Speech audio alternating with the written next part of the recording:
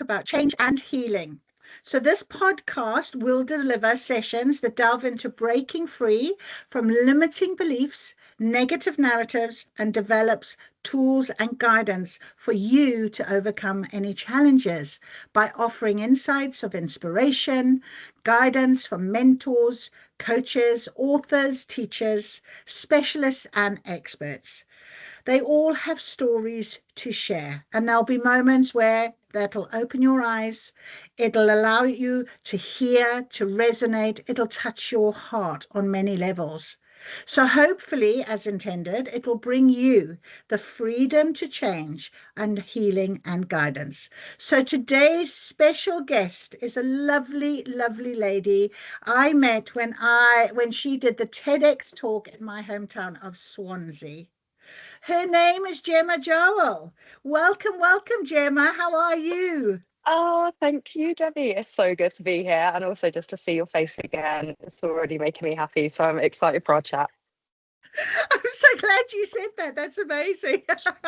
Good well, energy, good energy. yeah, absolutely. That's what we want here, good energy. And you brought amazing energy to the stage in Swansea at the TEDx talk. How do you feel about that now that it's live? How are you feeling? Empowered. Like it was the day itself was such a whirlwind. There's so much going on. We were here, there, and everywhere. We were watching each other's talks. We had to think about our own talk and how we were going to get on the stage. So there wasn't time really to take anything in. And now, having, it's been what, 4 months since we did the talk. Now I look at it and I go, wow, what an accomplishment, but also what an accomplishment to stand with other ladies who are just the most incredible bunch and inspire other people to, help build their lives, rebuild their habits, and actually create something that they feel super inspired by. Absolutely. And you know what? I remember talking to you about how at that time you were literally rebuilding your life because you had a 23-kilo suitcase ready in the hotel room and you were going to Spain. You were Yeah, literally dropping everything and you were pushing yourself out of every comfort zone you might know, and off you went. How did you get on? it's so funny because I didn't tell anyone this until after the talk. And some of the speakers were like, hold on, what? And I was like, oh, yeah, I left Manchester yesterday. I brought my suitcase with me. I'd sold the rest of my belongings on Vinted and gave the rest to charity. And I had me, my tote bag, my suitcase in the hotel room, was prepping my talk the night before, went into the TED talk the next morning. And then when we were decompressing and debriefing, I was like, oh yeah, no, I'm actually going to Spain on Monday on a one-way flight. What? But it was a massive whirlwind, but it was incredible. I managed to go to so many different places. I went to Malaga, Valencia, Seville, Barcelona, Madrid, ended in Paris. I did a couple of nights in Paris before I ended up going back to London. London was not the end game. That came from being away and being out of my comfort zone. And it made me realize that I wanted to go home. And I had not lived in London for about 5 or 6 years prior to this. So it was just crazy to me that I was then coming back into it. That is amazing because you talk about in your TEDx talk about showing up for yourself and taking a chance on yourself, Mm. and then that you can achieve more than you think. So, I mean, I know we had a little brief chat about that, sort of taking that detour off a path that you think you should be going down on, and that's really brave, taking that leap of faith and what have you. But showing up for yourself, what did it bring for you? It opened up doors. it it brought a lot of clarity, but it forced me to sit with myself actually, because I'd been in full-time employment up until August last year, then did the TED talk in October, then went straight to Spain. So really I threw myself into so many different worlds at the same time that my brain kind of spontaneously combusted, and the lows were low and the highs were high. And I thought, number one, I know that when people go self-employed, now from speaking to other business owners, they say, Jen, this happens to everyone. You have to go through this because it brings up every part of you that you wouldn't even think about, any sort of insecurities, any parts of you that maybe you don't feel worthy of something or you don't feel ready for something, if you have not kind of healed from that, everything's going to come up. So when I was away, I thought, gosh, I've done so many years of healing. I thought it was over by now. But Healing is no, never over, never ever. never, never. It just comes in. It's as we were saying before we started recording, that life comes in peaks and troughs, and sometimes things are going really, really well, and sometimes things are not going very well. And the thing with traveling, from the outside perspective, everyone was like, "Wow, you've done this. You're going traveling. This is incredible," because they're watching my Instagram and my LinkedIn update. But personally, inside, I found it so tough at times, and I thought, I need to just ride through this. I know that if I come out of this, I'm going to be a stronger person. And genuinely coming back to London now, I think if I'd gone straight from Manchester back to London and not had the in between, I would not be in the mindset that I'm in right now. I think even from doing that TED talk to now, I feel like a different person, which to me feels unreal to say because it's only been a few months, but it's had a massive impact. Absolutely. I mean, your authenticity really comes across. And I think the fact that you put yourself through things that you were actually talking about in the TEDx talk, you talked about giving yourself an electric shock, literally. Yeah. I think, getting up and just doing something like that is a massive shock to the system. Mm, And the challenges that you brought that, and that's very authentic. And anybody that is talking about changing behaviors and giving advice and what have you has have to have lived through that. What were you like as a little exactly. girl? Can I ask you? Gosh, that's an interesting. I was I was an interesting child. I was always in trouble when I was younger. I was always sent to the back of the class for talking. I've always been fascinated with human behavior ever since I was younger. So for me, always loved chatting. I've loved to get to know people and getting to know people's stories. But when you're in the classroom, they want you to sit there and look at the teacher and listen to that. And my brain was always thinking, oh, I want to do this, I want to do that. So when I was younger growing up, it was really hard to navigate because I'm waiting to go through the ADHD diagnosis pathway, which is taking a long time. But I think when I was a child, that was not even thought about. And also, I didn't really reflect on this until I was an adult. And I thought, wow, I've been masking for so many years. And the only reason that I'm recognizing this now is from my friends who have had lived experiences and me going, oh my God, I've gone through the same things. But also from doing my own research, listening to podcasts, reading books, looking at the research that's been done. So as a little girl, I think because I didn't know who I was, I was almost looked at as not even a bad child, but she's just a bit unruly.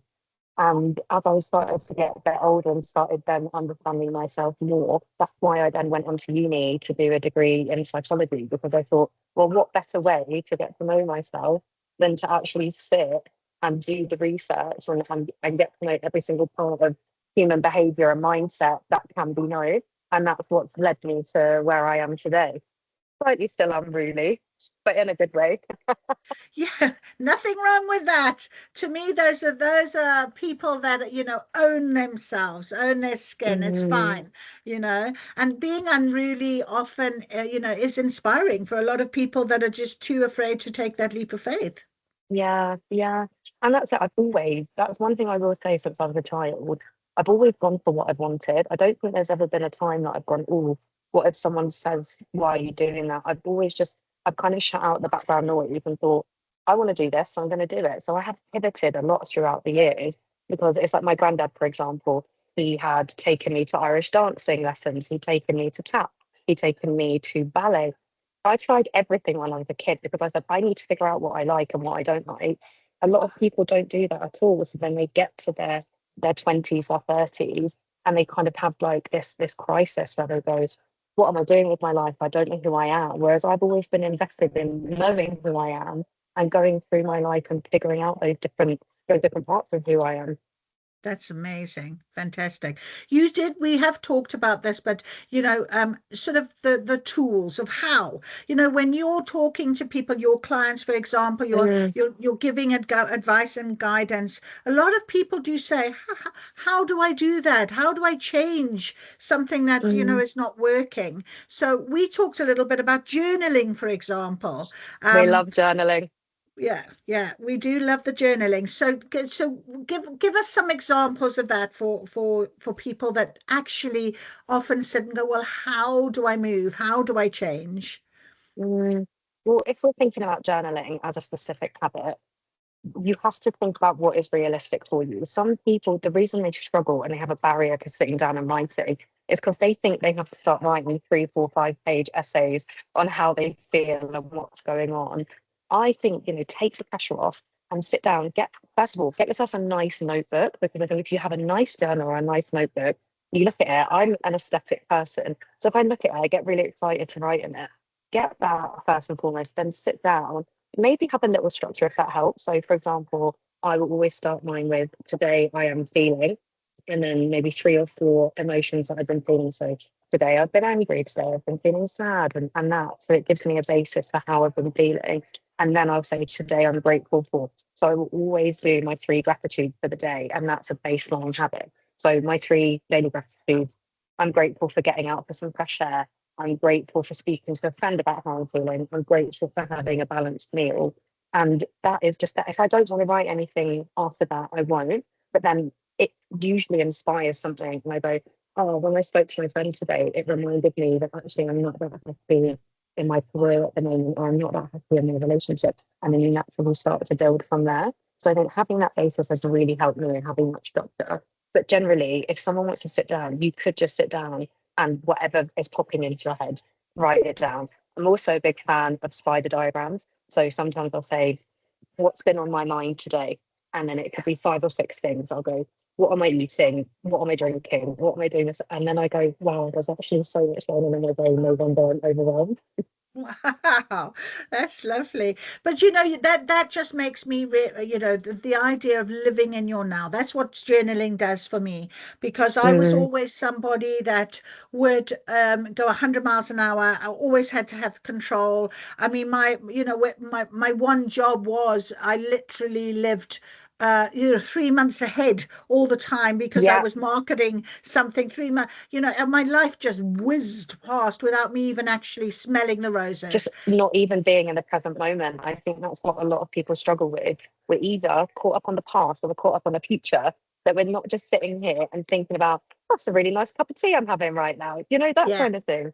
yeah, absolutely. And I think really living in the now is a way in which you start to connect in with yourself.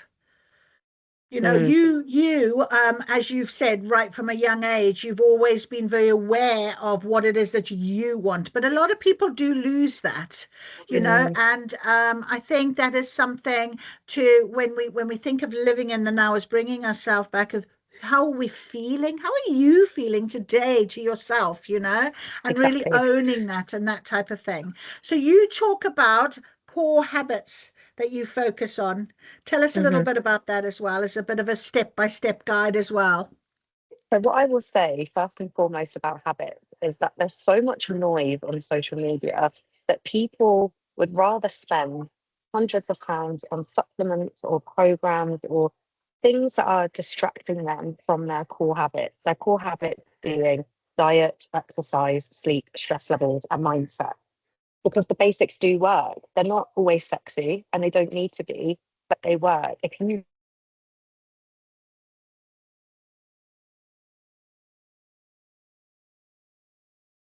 We've lost you for a minute.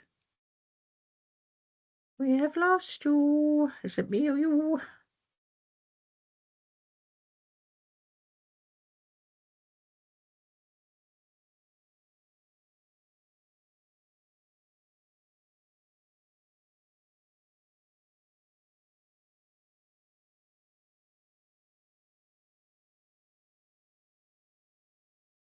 Mm.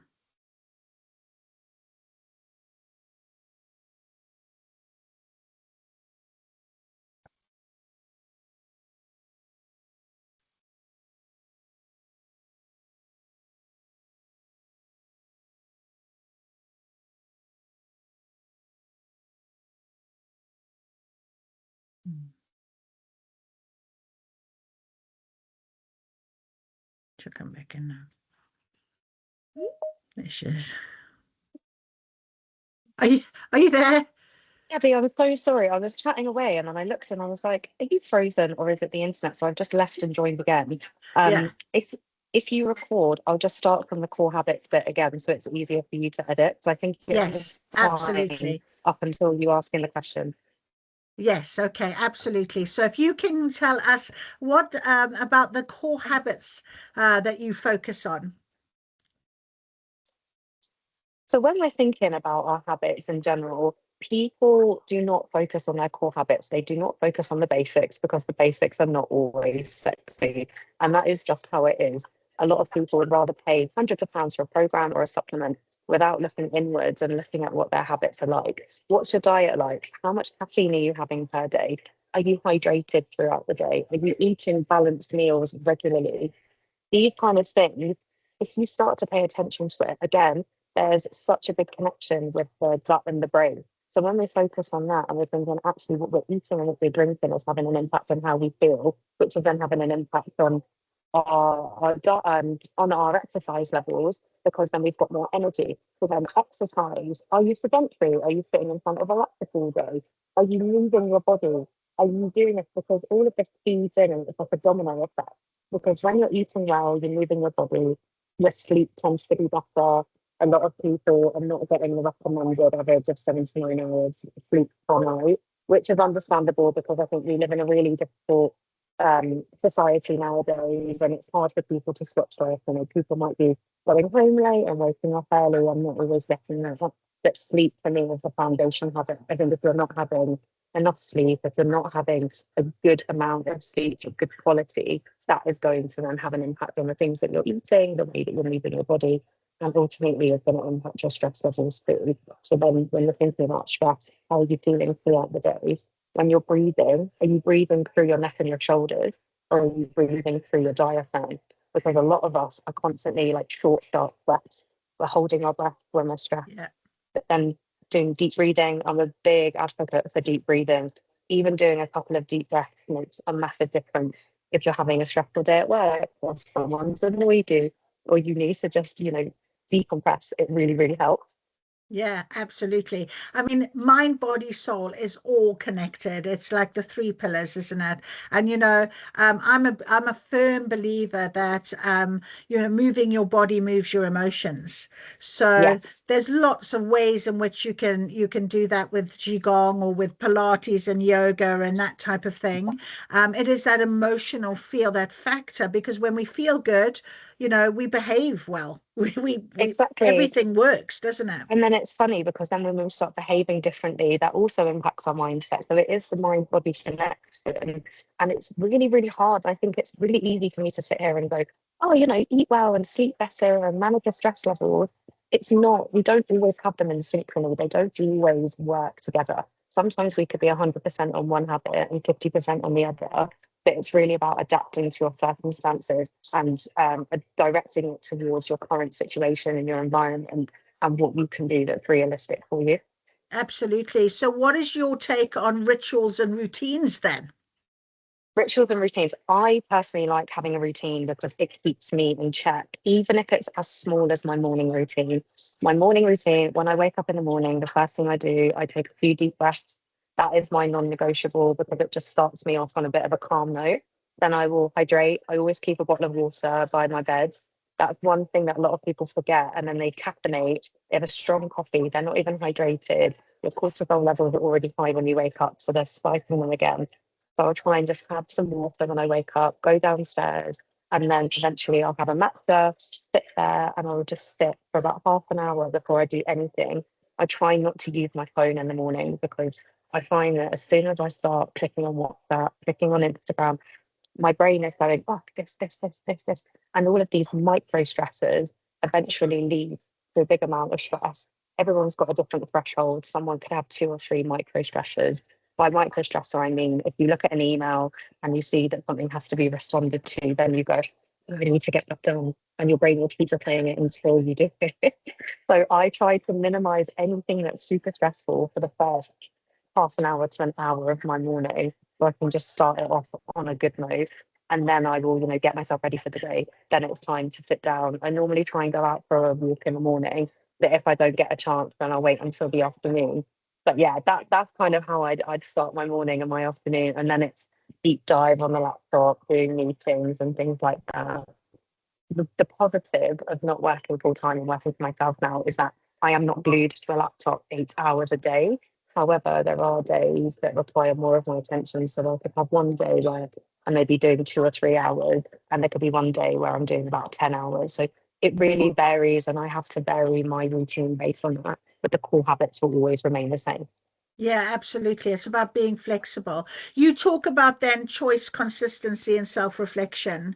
And Yeah, I think that is those three things align with everything you've just said. I mean, my belief is that when we talk about a routine like you've just talked about, it becomes almost like a ritual because mm, it makes you feel so good. exactly. But when you talk about choice, of course, we have choice in what Yeah, we do. yeah, And I think you will agree that if you don't choose, if a choice that you make, doesn't align with you in some way later on, you need to be flexible enough to recognize you of can change it. course. Don't hang on.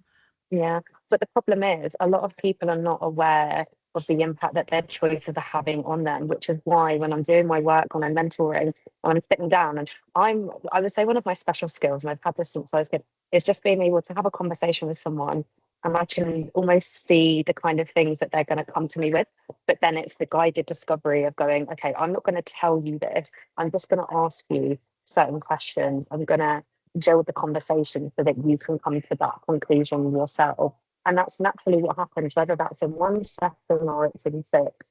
Someone might be going, oh, I go out every weekend, I get really drunk, and then on Monday it's like I start all over again and I can't keep on top of my business and all of it. You say to someone, well, just stop drinking, stop going out at the weekend. Not realistic.